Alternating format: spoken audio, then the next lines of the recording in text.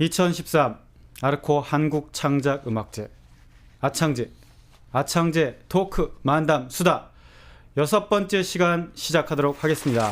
반갑습니다. 재욱씨 안녕하세요.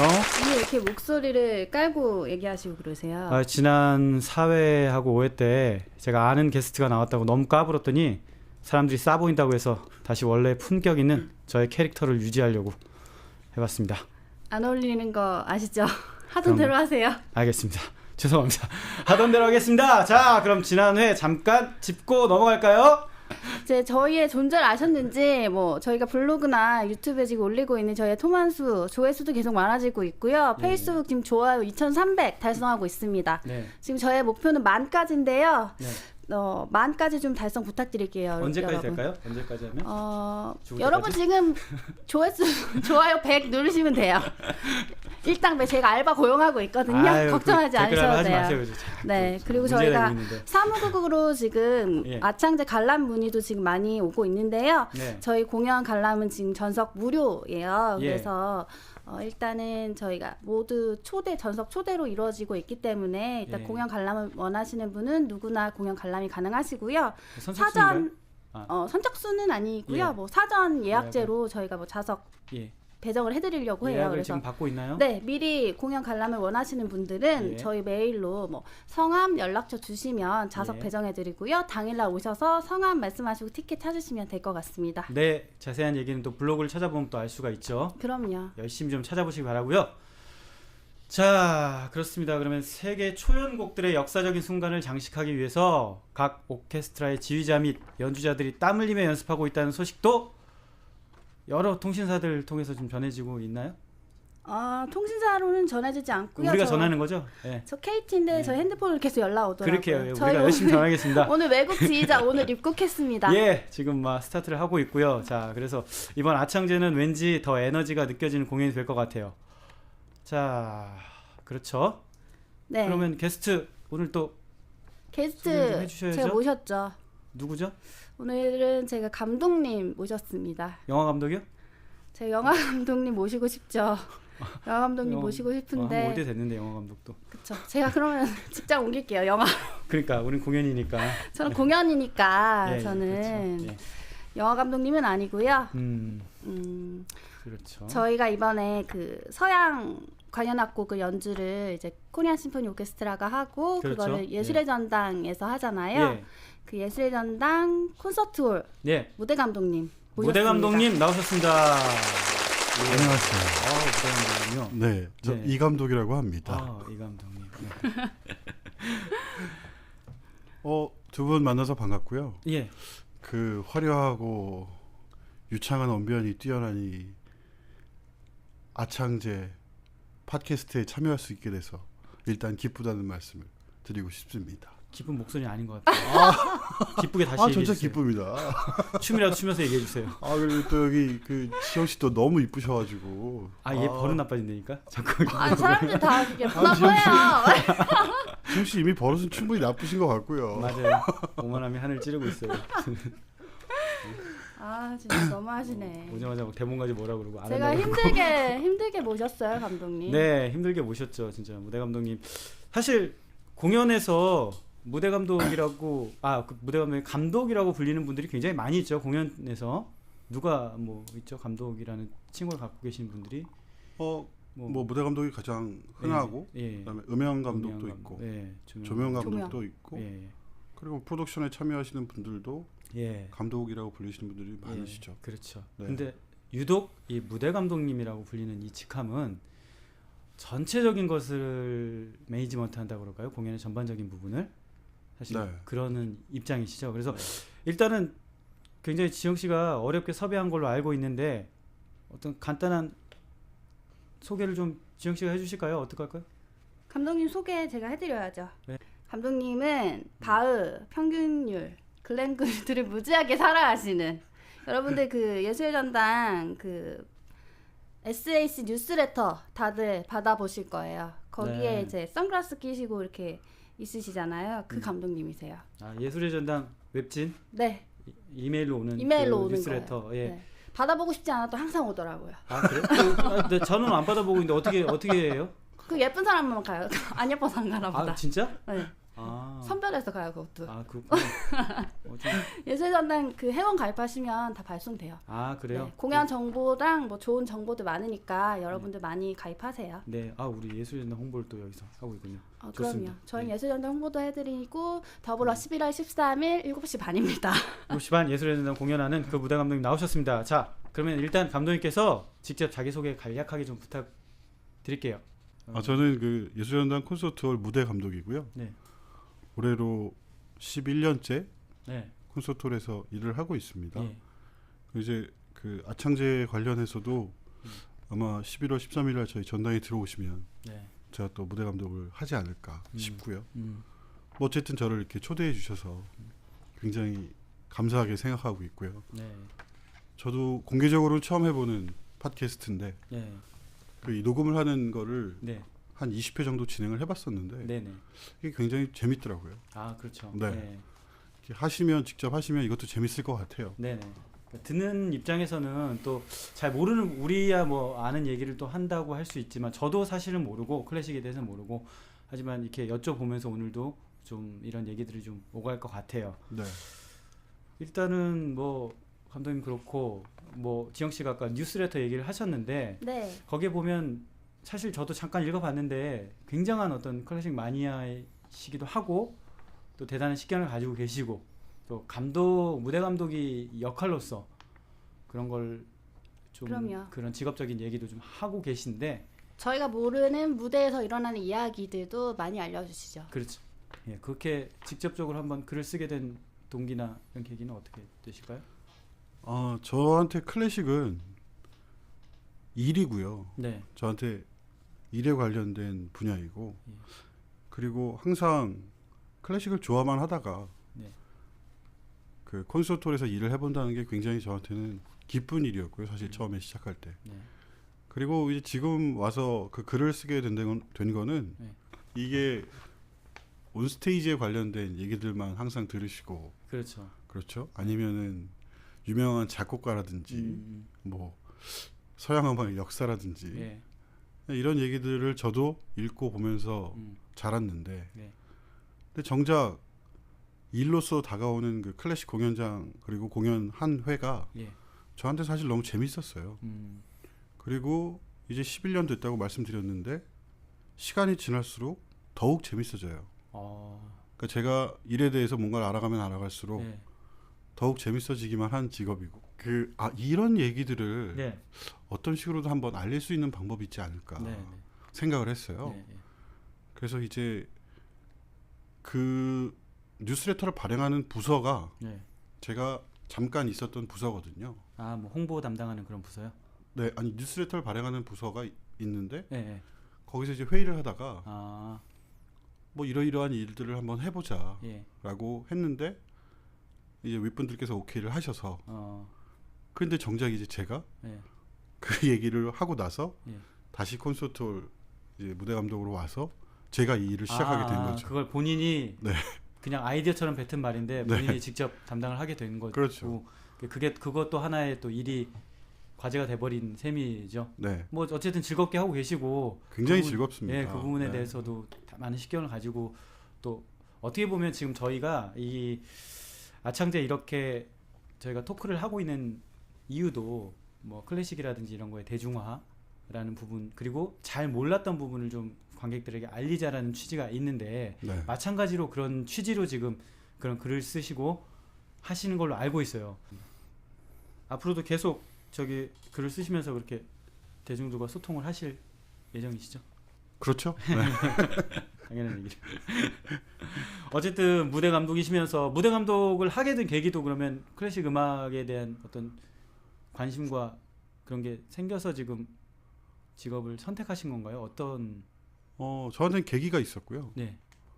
계기는 그 니나 코토바라는 네. 첼리스트가 한 10년 전쯤에 음. 저희 콘서트홀에서 공연을 했어요. 네.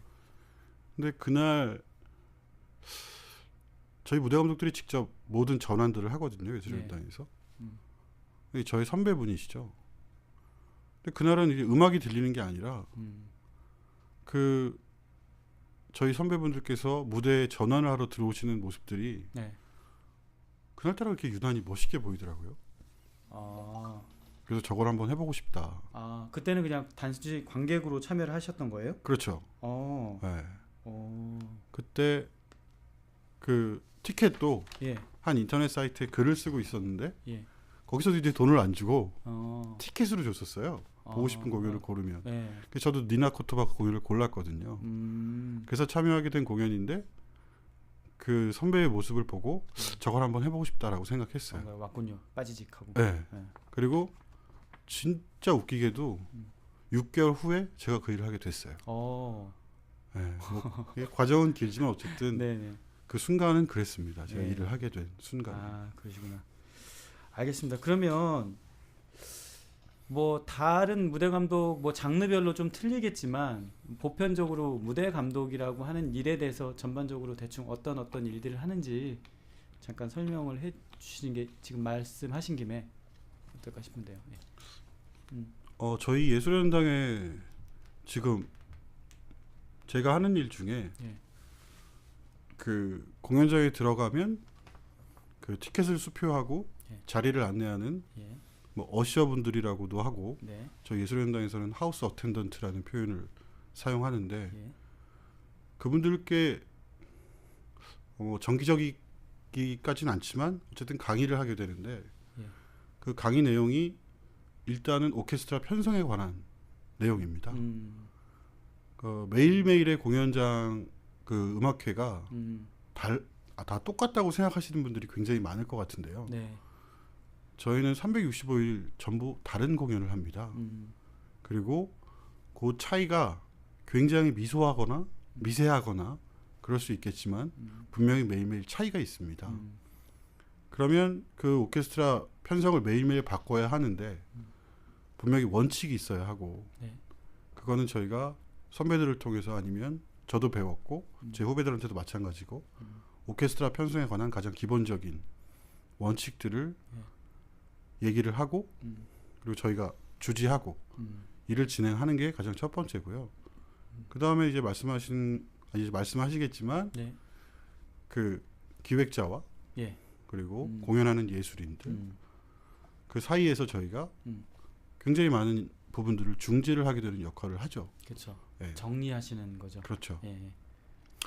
뭐 기획사 입장에서는 경제적인 부분들에 있어서 예. 많은 절감을 원하는 게 어, 일단 기본적인 예. 입장이고 예.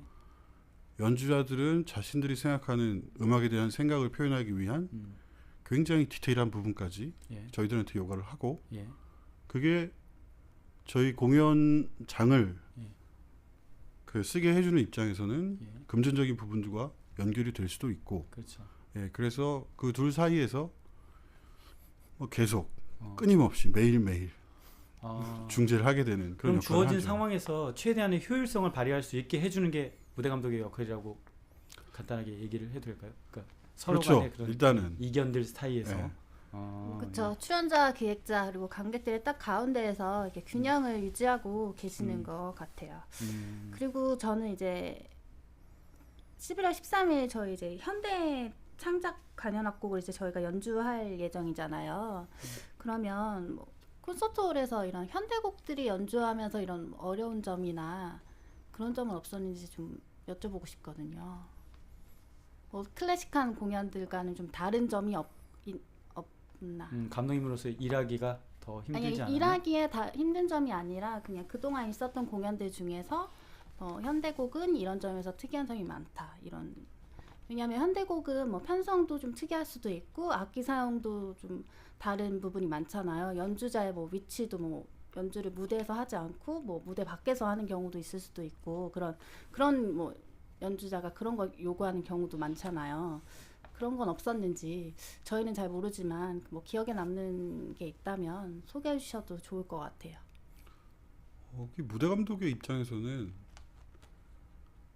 제일 처음에 아까 말씀드렸던 무대 편성에 관한 거는 굉장히 자유롭게 생각을 해야 하고요. 왜냐하면 저희가 중고등학교 때 배운 지식 이런 것들을 적용하다 보면 정말 현장에서는 굉장히 많은 실수를 하게 되는 경우들이 생기거든요. 그러니까 예를 들어서 뭐 피아노 퀸텟이라고 얘기했는데 이게 저희 학교 때 배울 때는 그냥 현악 사중주에 피아노가 더해진 형태 이거잖아요. 근데 현대음악가들은 피아노 퀸텟을 썼다고 해도 그 안에 목관악기가 들어있는지 금관악기가 들어있는지 사실 알 수가 없죠. 그쵸. 그날 당일날 결정이 되는 거니까. 그러니까 현대음악이 특별하지는 않지만 저희가 만약 고정된 사고로 일을 한다면 실수하는 부분들이 더 많이 생길 수 있는 부분이기는 하죠. 현대음악이라는 성격 자체가. 그러니까 현대 음악은 뭐 무대 감독님한테도 이렇게 열린 사고가 필요한 것 네, 같은데 그거는 필수라고 생각합니다. 듣는 관객들 입장에서도 좀 열린 사고가 필요하지 않을까 하는 생각이 들어요. 어떻게 보면 좀 도전이잖아요. 어떻게 보면 이 아창제에서도 다 초연되는 곡들이거든요. 그래서 관객들한테는 다 생소한 곡이기 때문에 다들 어떻게 보면 도전 의식을 가지시고 들어보시면 좋을 것 같아요. 그 뭐 어쨌든 열려 있는 사고가 좀 필요하다고 하셨는데 그러면은 현대 클래식 음악을 아창제는 계속 중흥을 위해서 지금 노력을 하고 있는 거고 감독님께서 보시기에도 이런 것들이 계속 필요하다고 생각을 하시는지 현대 클래식 음악 어떻게 생각하세요? 이제 그 부분에 대해서. 현대음악이라고 거창하게 말씀하시면 어떻게 보면 그 지금까지는 이미 공급이 다 되어 있던 음악들을 연주를 하는 시간들을 보냈던 것 같아요. 네. 그리고 그쵸. 오케스트라가 만들어지고 역시 또 공급되어 있던 음악을 연주하기 위해서 저희 오케스트라 역사가 한 80년 정도라고 하면 그동안 그런 시간이었던 것 같은데 새로운 곡들의 공급은 저는 계속 필요하다고 생각하고요. 단지 이게 좀 활성화되려고 한다면 계기 정도는 하나 필요하다고 생각을 해요.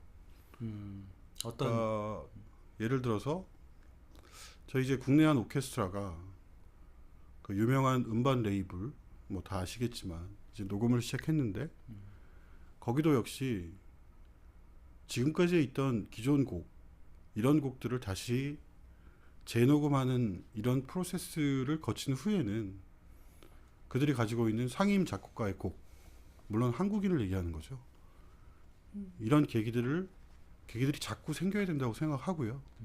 그리고 전 세계인들이 예를 들어서 슬픔이란 정서를 맞닥뜨렸을 때 생각나는 한국 작곡가의 곡이 하나쯤 생긴다 라는 순간이 오면 네. 그건 하나의 계기가 될 수 있다고 생각하죠. 되게 그렇죠. 네. 철학적이면서도 멋있는 말씀인데요. 알겠습니다.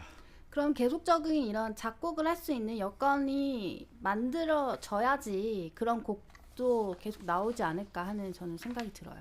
네, 그건 그렇죠. 그러려면 일단 여러분들이 객석을 채우셔야 됩니다. 저는 언제나 의무감을 부여해 드립니다. 객석 채우는 거에 대해서 너무 객석을 채우는 게 아니라요. 여러분들은 이걸 객석을 채운다고 생각하시면 안 돼요.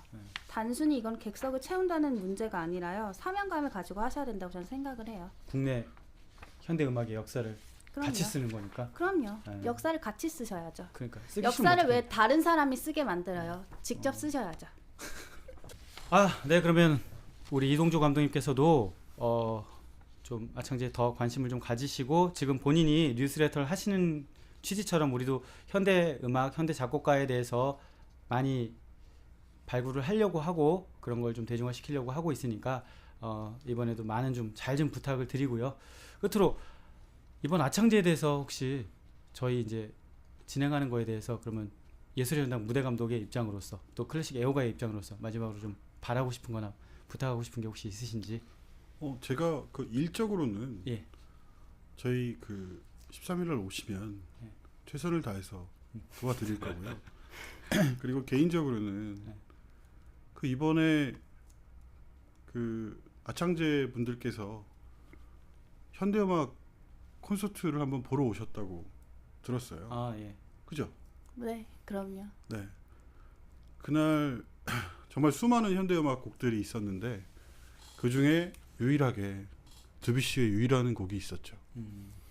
저희가 생각할 때 유이가 굉장히 그 당시에 현대적인 음악이었지만 지금의 현대 음악 속에 들어있는 드뷔시의 유희가 정말 굉장히 단정한 음악처럼 느껴졌거든요. 어, 근데 그 당시에 이미 그 클래식 음악계를 흔들었던 곡이었을 테고 이번 아창제에서도 50년, 100년이 지났을 때 정말 우리 대한민국을 흔들고 세계를 흔들고 있을 그런 곡이 하나 탄생했으면 하는 바람입니다. 아, 좋습니다. 예.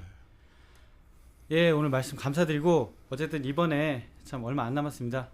이번 공연이 정말 성황리에 끝날 수 있도록 좀 하고 그리고 사후에도 계속적으로 이 작곡가들 지금 말씀하신 대로 이런 역사적인 작곡가들 좀 시대를 풍미하는 그런 작곡가들이 좀 나오고 큰 반응을 얻을 수 있기를 좀 바라면서 오늘 이동조 감독님 말씀 정말 감사드립니다. 감사합니다. 예, 감사합니다. 네, 감사합니다. 현대음악의 재발견 6번째 이야기, 주엘지 리게티와 함께합니다.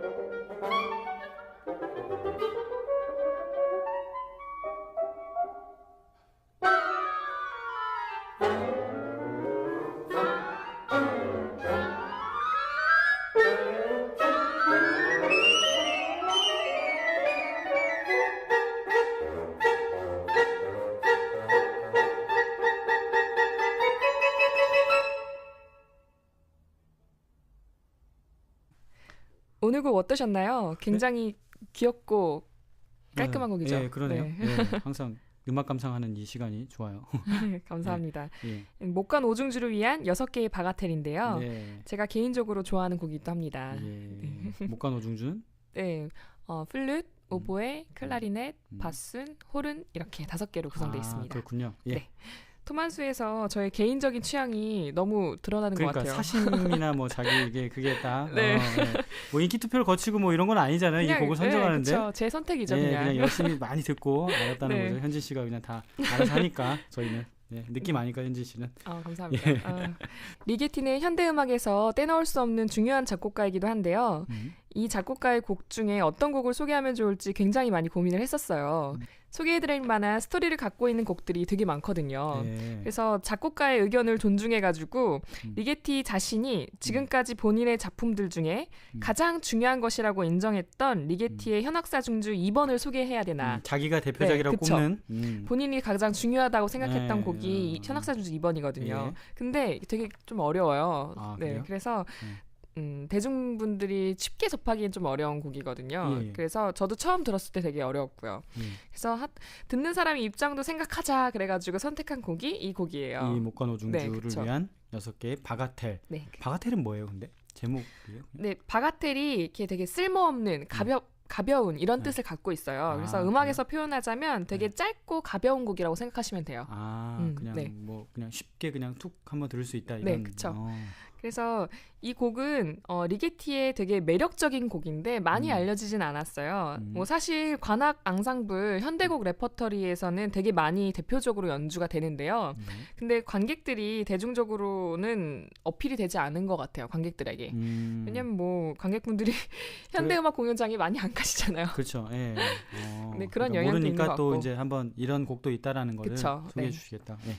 그래서 바가텔의 뜻은 아까 말씀드렸고 사실 이 곡은 1953년 작곡된 리게티의 초기 작품인데요. 헝가리의 민속 음악 느낌을 많이 받으실 수가 있어요. 헝가리 사람인가요? 네. 그래서 그렇구나. 이 곡이 6개의 악장으로 구성되어 있는데요. 각 악장이 되게 짧고 간결하고 담백하고 귀여워요. 임팩트가 있죠. 그래서 이 곡은 리게티의 피아노 독주 모음곡 무지카 리체르카타라는 곡이 있어요. 그 곡에서 발췌해서 편곡한 곡이에요.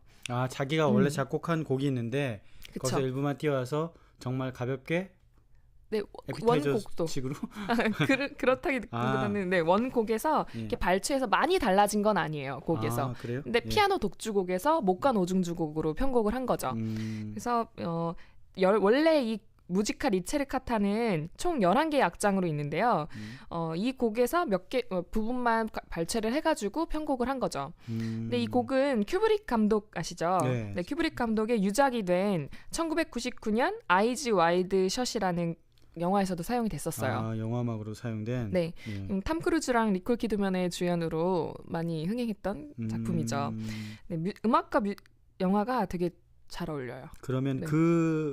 거기서 사용했던 그 음악에서 모티브를 갖고 온 지금 같은 멜로디를 가지고 그쵸, 만들었다라는 거죠. 그쵸. 예. 네, 근데 이거는 나중에 되게 사용된 거긴 하지만요. 그렇죠. 네, 큐브릭 감독은 리게티 곡을 되게 영화에서 많이 사용을 했어요. 2001 스페이스 오디세이라는 네. 그 영화에서는 그쵸. 거기에 작업을 특히 유명한 게 리하르트 슈트라우스의 차라투스트라는 이렇게 말했다. 예. 이것도 나오잖아요. 예. 이런 클래식의 걸작과 함께 리게티의 곡을 사용을 했어요. 뭐 사실 이 영화에 사용된 걸 리게티가 처음에 몰랐대요. 예. 그러다가 나중에 알고 소송을 걸려고 했는데 예. 한 6년간 공방 끝에 단돈 $3,500에 합의를 했대요. $3,500? 되게 작은 그럼 돈이죠. 뭐 몇백만 원 얼마 안 수준 되는, 아니에요? 그죠. 예. 근데 사실 이 리게티가 영화에 봤을 때 자신의 곡이 사용된 게 되게 마음에 들었던 거죠, 사실. 아, 왜냐면 영화의 마지막 21분 가운데 거의 한 16분 동안 대사 없이 리게티의 곡만 흘러요. 거의 그 영화의 그 부분에서는 리게티의 곡이 주인공인 거죠. 이건 나를 위한 영화다라고 생각을 했나 보구나. 그러니까 봐줬구나 감독을.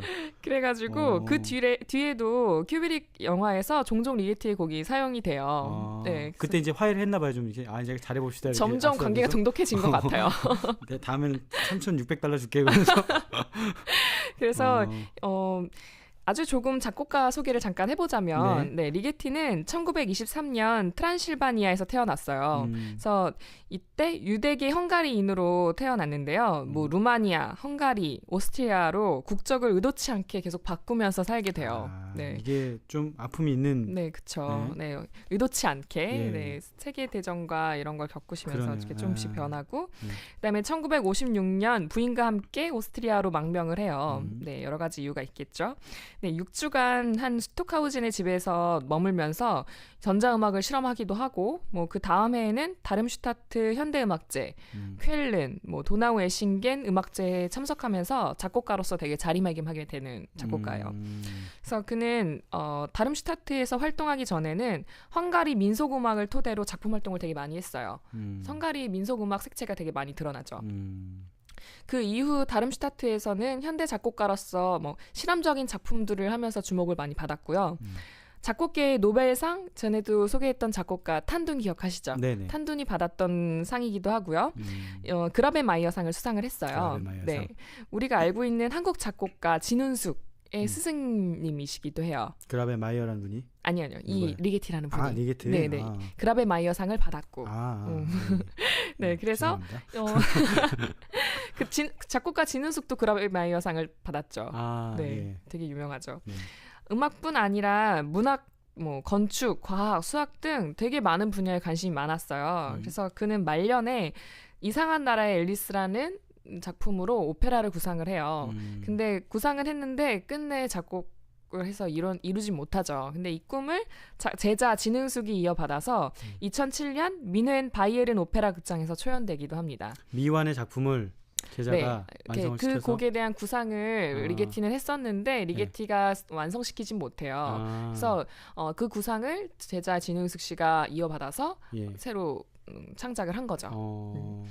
같이 들어보시기 좋은 곡들로 소개하자면 리게티의 아트모스페르나 교양적시, 그리고 제가 아까 말씀드린 현악사중주 2번은 너무나 유명한 곡이 되게 많아요. 이런 곡들 같이 들어보시면 좋을 것 같고요. 좀 후기 작품이 어려우시다면 리게티 초기 작품들로 한 걸음 더 쉽게 다가가실 수 있을 것 같습니다. 네. 아, 그렇군요. 예, 감사합니다. 네, 그럼 오늘 이 시간 마무리하도록 하겠습니다. 네, 감사합니다. 감사합니다.